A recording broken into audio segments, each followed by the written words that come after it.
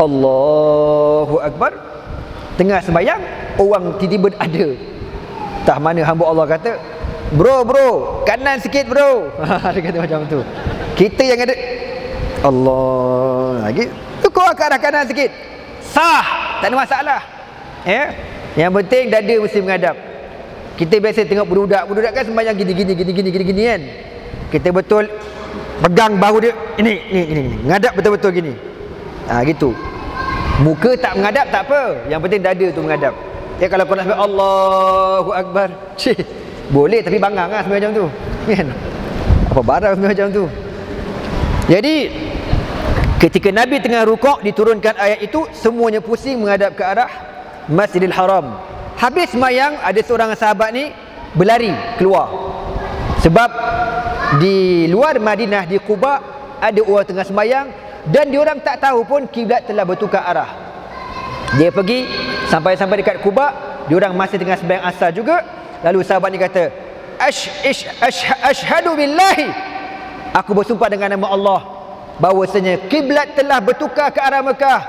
Pusing semua menghadap ke Mekah. Masa tu pun tengah rukuk juga, semua rukuk. Baik pun je tuan-tuan. Ini nak khabar ceritanya, boleh berpusing tengah sembahyang kalau kita punya arah kiblat salah. Okey tuan-tuan, jadi Allah Ta'ala kata, kami makbulkan permintaan Muhammad sallallahu alaihi wasallam, lalu kami palingkan arah kiblat mereka ke arah Masjidil Haram. Muslimin muslimat yang dirahmati Allah sekalian, itulah antara peristiwa yang terbesar yang berlaku di zaman Rasulullah sallallahu alaihi wasallam di dalam bulan Syaban berkenaan dengan pertukaran arah kiblah. Jadi dalam masa yang terbaki ini, pihak AJK minta saya untuk cerita sedikit apa yang berlaku di Syria. Untuk makluman tuan-tuan, saya dengan NGO Muslim Care dalam sebulan lepas kami ke Turki, kemudian ke Antakya, sempadan Turki Syria, untuk menyampaikan derma-derma orang ramai kepada pelarian-pelarian Syria yang berada di sempadan Turki yang melebihi 50,000 orang. Alhamdulillah, kami buat ceramah roadshow, dapatlah kumpul dalam RM210,000 tuan-tuan. RM210,000 tu sikit tuan-tuan, nak bandingkan orang kaya dekat Malaysia ni, sikit. RM210,000 ni kalau nak dibanding dengan pelik kereta WW1, jauh bank tuan-tuan kan. Itu lagi mahal, dan orang gila je beli pelik kereta tu tuan-tuan. Kalau orang tu sihat akalnya, waras otaknya, dia takkan membazir macam tu. Betul ke tak betul? Beranilah sikit, jangan penakut manjang. Takut-takut jangan panggil aku buang kara ni je. Jadi RM210,000 tu kami bawa ke Turki dan kami sampaikan kepada mangsa-mangsa perang yang berada di sempadan Turki Syria. Untuk makluman kita tuan-tuan, saya cerita sikit Syria. Syria ini kebetulan saya pula pernah belajar di Syria tahun 1992-1998. Syria ini diperintah dengan cara kuku besi oleh Hafiz al-Assad. Hafiz al-Assad ini merupakan golongan minoriti daripada majoriti penduduk Syria yang bermazhab Ahlu Sunnah wal Jamaah. Hafiz al-Assad ini berfahaman Syiah An-Nusairiyah ataupun dipanggil Syiah Alawiyah. 20% daripada 80% penduduk Syria ialah Syiah Druz. Druz ni lebih kurang macam Syiah jugalah, pening-pening asap gitu tuan-tuan, dan Kristian. Bila Hafiz al-Assad menjadi pemerintah di Syria pada tahun 1970-an, apa yang dibuat tuan-tuan? Yang pertama, dia membubarkan Persatuan Ulama Syam. Ulama-ulama Syam ni tuan-tuan, dahulu kedudukan mereka lebih hebat, lebih kuat daripada Presiden Syria sendiri. Bila naik Hafiz al-Assad, dia bubarkan, tak benarkan Persatuan Ulama ini aktif. Lepas tu tuan-tuan, dia menetapkan pelajaran-pelajaran di sekolah-sekolah agama mesti mengikut silibus yang telah ditetapkan oleh kerajaan Syria. Antara pelajaran yang tak dibenarkan diajar ialah subjek al-jihad, sedangkan jihad fardu ain. Jihad kadang-kadang fardu ain, kadang-kadang fardu kifayatin. Tapi bila naik Hafiz Al-Asad, dia bubarkan tak benar. Bukan sekadar itu, bahkan subjek yang ada menyentuh pemerintahan pun tak dibenarkan. Saya ambil contoh. Ketika saya belajar dulu, masa tu kita orang dah sampai tahun akhir. Bila sampai tahun akhir, kita dah belajar ibadat, munakahat, muamalat, nak masuk babul jinayah. Sampai babul jinayah pagi tu tuan-tuan yang mengajar kami Syekh Nazir Maktabi nama dia. Dia kata kita tak payah baca lah subjek ni, kita lupakan aja. Anak kata kenapa pula? Dia kata kalau kita baca pun mana ada orang ikut. Dia kata macam tu. Syekh kata kalau kita belajar pun orang dah tak ikut dah hukum Islam ni, orang tinggal belaka. Anak kata Syekh, biarlah orang tak ikut pun, kita kena belajar lah, kena tahu. Syekh ni macam berat je nak ngajar. Anak pun pelik juga. Pujuk dia kata okey, kalau kita nak belajar boleh, tapi tak boleh belajar dalam kelas. Habis nak belajar kat mana? Jom keluar, dia kata. Kita pun keluar, masuk dalam store.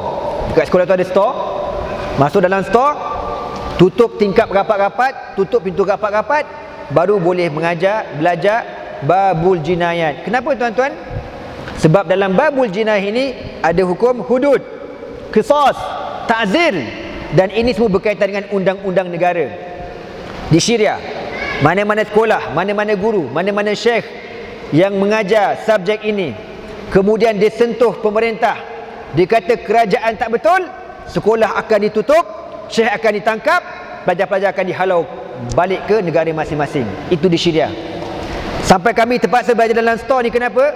Sebab dalam sekolah pun ada SB tuan-tuan. Kau bayang, dalam sekolah pun ada SB. Ini bukan cerita bohong. Tahu SB kan? Nama lembutnya siput babi tuan-tuan. Ya. Kalau saya katakan 90% rakyat Syria itu SB, mungkin orang tak percaya. Orang kata ustaz ni melampau, mengarut, kelentong. Yelah, orang tak duduk Syria tak tahu. Seorang imam Syria cerita ke anak, dia kata kau tahu tak apa syarat nak menjadi imam masjid? Syarat dia apa? Syaratnya ialah kau mesti pandai lah, kau mengerti hukum hakam ni lah, ya? Tapi antara syarat yang akhir, nanti kerajaan akan bagi satu borang. Dia tulis kat situ, tulislah nama. Contohlah nama dia tu Muhammad. Ya, saya bernama Muhammad sekian-sekian berikrar bahawasanya kalau saya mendapati sesiapa di kalangan jemaah masjid saya ini ada mengkritik pemerintah, saya akan menghantar laporan kepada pihak anggota keselamatan. Nak jadi imam pun kena jadi SB dulu tuan-tuan. Kau sign borang tu baru lepas jadi imam. Itu yang cerita siapa? Imam masjid cerita tuan-tuan. Begitulah keadaan di Syria. Ya. Kalau saya nak detailkan, waktu tak cukup. InsyaAllah coming soon kita buat dengan video-video sekali kalau panjang umur tuan-tuan, ya. Sehinggalah berlaku kebangkitan para alim ulama pada tahun 1982 di bandar Hamah di Syria. Pada tahun tu, ulama bangkit tak puas hati dengan bentuk pemerintahan Hafiz Al-Asad. Lalu Hafiz Al-Asad ni, bila tahu ada rakyat bangkit lawan dia, dia menghantar ribuan bala tentera, jet-jet pejuang mengebom bandar Hamah pada tahun 1982. Tuan-tuan tahu berapa ramai dia bunuh? Dalam tempoh sebulan, dia membunuh lebih kurang 60,000 umat Islam. Saya pernah baca satu artikel yang ditulis oleh seorang tentera Syria yang sedar dan insaf dan mengaku kesilapan yang pernah dilakukan. Dia kata apa? Kami ditugaskan untuk membunuh setiap hari paling kurang 500 orang. Paling kurang setiap hari 500 orang. Bunuh. Budak-budak paling kurang umur 13 tahun mesti dibunuh. Itu yang berlaku di Syria pada tahun 1982. 20,000 dipenjarakan, 1,5 juta dihalau keluar daripada Syria. Ketika kami berada di Syria tuan-tuan, rakyat Syria ni punya takut kepada Hafiz Al-Asad sampai tak ada orang berani panggil, tak berani orang sebut nama dia, tak berani sebut nama dia. Ada seorang pelajar Rusia, dia nampak gambar Hafiz Al-Asad ni, dia pun dia cabut gambar Hafiz Al-Asad ni, dia buat lapik duduk dia. Cek penyakit semua kata budak ni. Orang kata jangan, kau nak mampus apa? Itu gambar Firaun tu, kau jangan main-main. Budak Rusia, kau tahu Rusia ni memang Rusia jenis negara perang kan, dia tak takut orang. Dia kata alah bukan aku buat dah api duduk, dia kata. Tak dan lama tuan-tuan, datang ustaz, datang pengawas, tangkap budak ni, terus masuk ke balai polis. Kau tengok. Pasal apa? Duduk atas gambar Hafiz Al-Assad. Memang gila. Saya cerita pengalaman saya sikit. Saya masa di sekolah di Syria dulu, ada buku latihan. Buku kebangsaan, buku sekolah kebangsaan, buku latihan. Jadi buku latihan ni ada gambar Hafiz Al-Assad. Jadi saya ni suka conteng. Saya pun conteng buku orang tua ni. Bubur mata lanuan spambok tu, bubur jerawat, bubur misai, bubur taring. Saya saja conteng. Lepas tu pula ada seorang budak kecil ni, dia ni memang sentiasa kalau time rehat dia biasa datang masuk kelas sana, dia tengok anak lukis. Budak ni suka sangat tengok aku lukis kan. Cuma aku tak sempat ngurat kakak dia je lagi. Tu rugi sikit tuan-tuan. Jadi dia tengok anak lukis, anak conteng muka Hafiz Al-Assad, tahu dia kata apa? Syamsawi ya Nazmi, kau buat apa ni? Kau nak mati ke? Kau tahu tak ni gambar siapa? Ini gambar Hafiz Al-Assad, qaiduna ilal abad. Law arafa annaka qad rasama ala wajhihi latusjananna wa la tuqtalanna. Kau faham tak aku cakap apa ni? Aku pun tak faham, aku belasah je. Dia kata apa? Kau buat apa ni Nazmi? Kau tahu tak gambar siapa kau conteng ni? Ini gambar ketua kami, Hafiz Al-Assad. Kalau dia tahu kau conteng muka dia, kau kena tangkap, kau kena penjara, kau kena bunuh. Budak kecil darjah 1 cakap, kau tahu, kecut telur aku dengar, kau tahu. Hilang sebelah kejap. Kau bayang, budak kecil besar tu dah di brainwash, jengkreng kepala dia. Hafiz Al-Assad tak boleh dikritik tuan-tuan di Syria. Kau pergi zaman-zaman 1992 sampai tahun 2000, bersepah buku orang tua ni. Dekat bangunan-bangunan kerajaan tertulis Hafizul Assad qaiduna ilal abad. Hafiz Al-Assad pemerintah kami buat selama-lamanya, forever and ever, and Batman forever. Tak ada orang boleh ganti dia. Batman pun tak boleh ganti dia tuan-tuan. Memang gila orang tua ni, mengalahkan Firaun. Tapi Al-Assad mati juga. Dia mati pada tahun 2000 tuan-tuan. Masa dia mati tu, ramai rakyat Syria tak percaya dia mati. Kenapa? Sebab telah ditanam dalam kepala mereka, dia takkan mati buat selama-lamanya. Nak boleh ke betul balik kepala tu 2-3 tahun, bila anak dia ganti nama Bashar Al-Assad yang paling jahat pada hari ini tuan-tuan, yang membunuh puluhan ribu umat Islam. Bila anak dia bangkit, bila anak dia ganti bapak dia, baru orang Syria percaya, oh dah mati. Baru percaya dah mati tuan-tuan. Masa habis di Syria, saya pergi ke Al-Azhar. Saya jumpa dengan seorang imam masjid daripada Halab, Syria. Saya tanya dekat dia, kau daripada mana? Halab. Talib? La, kuntu imaman. Imam masjid. Dia sambung BA di Al-Azhar. Anda pun tanya, betul ke Hafiz Assad dah mati? Imam masjid kata, entahlah, aku pun tak percaya dia mati. Imam masjid pun tak percaya, kau tahu. Bukan JKK kampung, imam masjid pun tak percaya. Nak kabarnya bang, betapa otak orang Syria ni dah di brainwash oleh Hafiz Al-Assad. Lalu naiklah Bashar Al-Assad. Tuan-tuan, kebangkitan rakyat di Syria bermula apabila ada beberapa orang kanak-kanak sekolah di Bandar Dar'a. Bandar Dar'a ini bandar tempat kelahiran Al-Imamun Nawawi. Imam Nawawi kenal kan? Kau kalau tak kenal melampau lah. Mawi kau kenal, Imam Nawawi tak kenal, buang kara je hidup tuan-tuan. Pengarang kitab hadis 40. Di bandar itu tuan-tuan ada satu sekolah kebangsaan. Ada segelintir budak-budak sekolah tulis satu perkataan, asy-sya'bu yuridu isqatan nizam. Perkataan ini diorang tengok dekat televisyen yang diconteng dekat bangunan-bangunan ketika berlaku kebangkitan di Tunisia, di Libya, di Mesir dan sebagainya. Apa makna perkataan ini? Asy-sya'bu yuridu isqatan nizam, rakyat nak jatuhkan pemerintah. Dia tulis macam tu. Lalu tuan-tuan, budak-budak kecil ni yang baru ambil UPSR lah kita kata, dia orang tulis dalam keadaan dia orang pun tak faham. Saya saja tulis. Hari itu juga anggota keselamatan Bandar Dar'a menyerbu sekolah itu dan menangkap semua budak-budak yang terlibat menulis perkataan asy-sya'bu yuridu isqat an-nizam.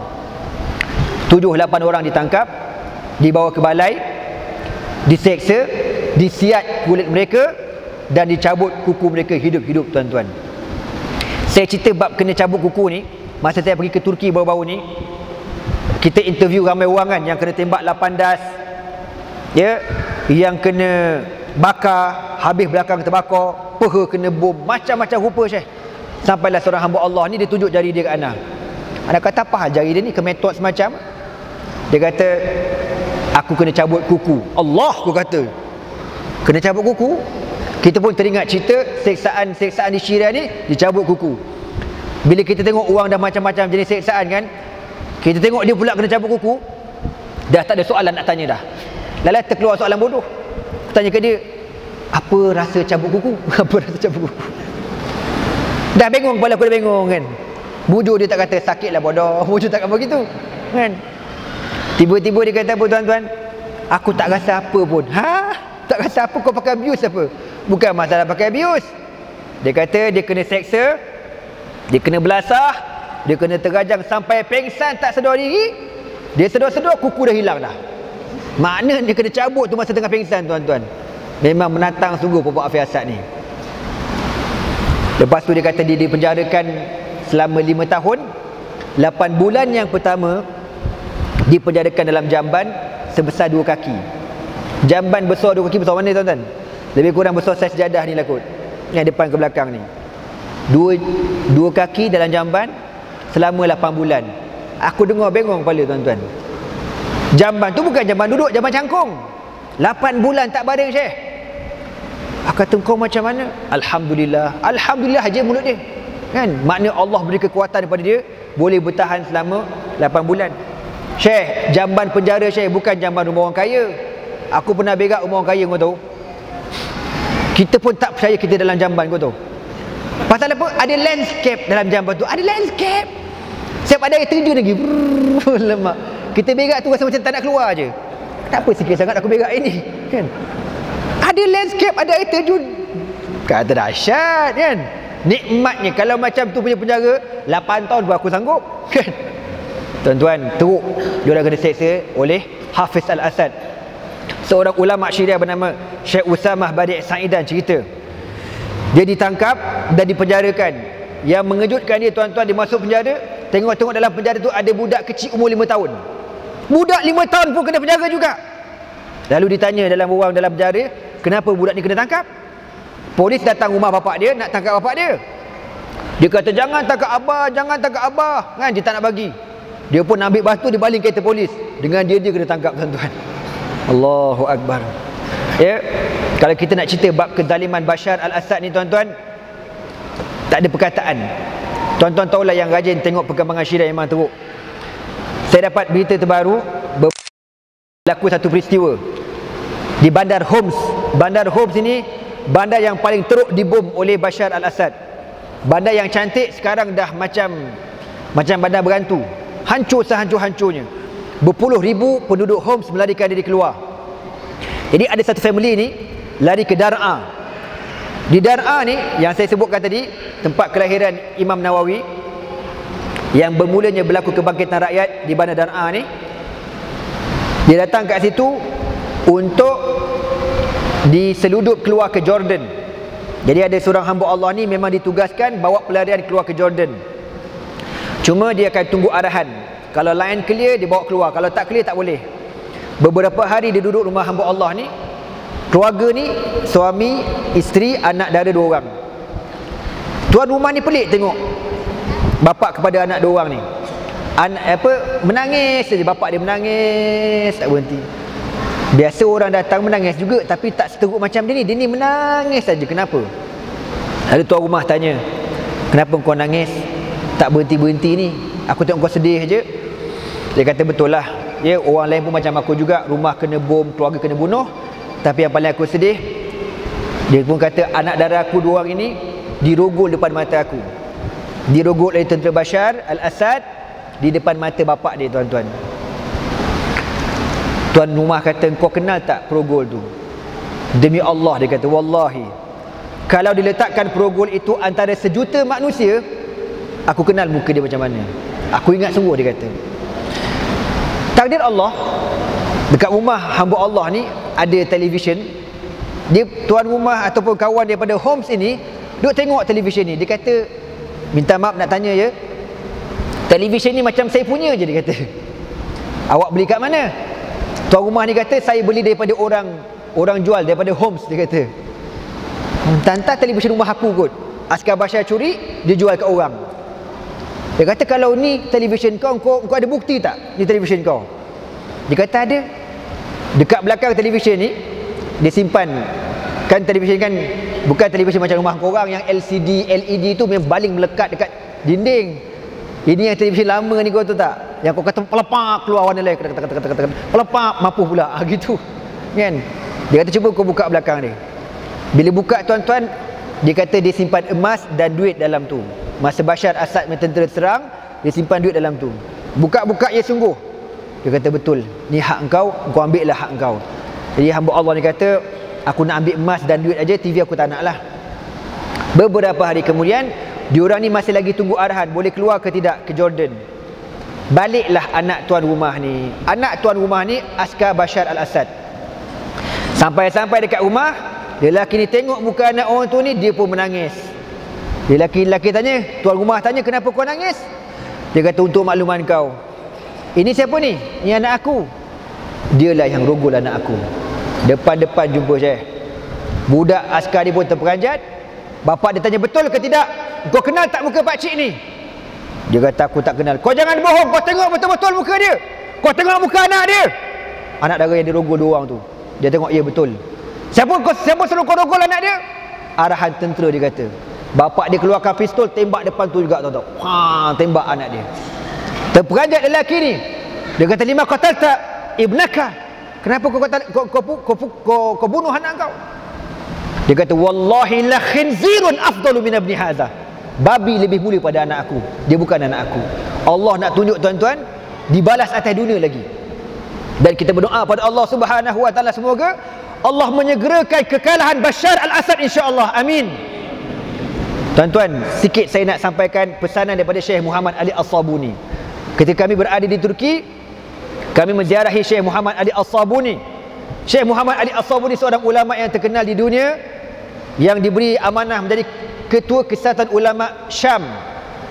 Dan beliau menulis surat kepada Tuan Guru Haji Abdul Hadi, mengucapkan ribuan terima kasih di atas apa yang Tuan Guru dan penyokong-penyokong Islam ini memberi bantuan kepada umat Islam di Syria.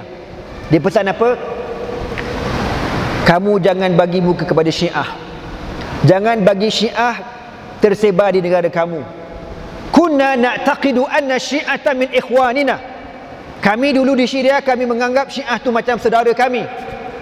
Walakin al-an, tetapi sekarang al-amrul mukhtalif. Sekarang berbeza, dikata.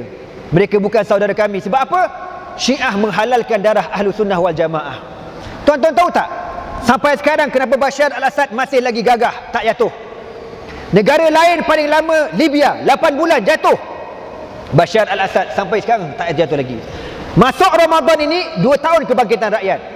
Negara Arab paling lama 8 bulan jatuh. Syria masuk Ramadan kali ini tuan-tuan 2 tahun.